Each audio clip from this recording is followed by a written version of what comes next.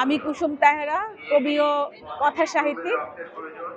এই বছর বইমেলাতে আমার একটা গল্প গ্রন্থ এসেছে, হলুদ কোকিলের বসন্ত। এই বইটাতে 10টা গল্প আছে এবং প্রত্যেকটা গল্প মানুষের মনোদৈহিক বিশ্লেষণ নিয়ে তৈরি। প্রেম, ভালোবাসা, বিরহ, কষ্ট, যন্ত্রণা, অসম প্রেম, সাধারণ প্রেম, অসাধারণ প্রেম, সব কিছুই আছে।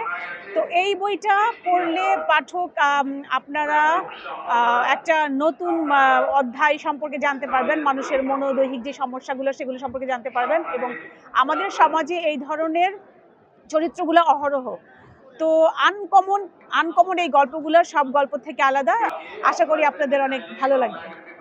মেলা তো প্রায় শেষের দিকে। যারা মেলার শেষে সংগ্রহ করতে চান তারা বুকমার্ক থেকে এই বইটি সংগ্রহ করতে পারবেন। ধন্যবাদ সবাইকে।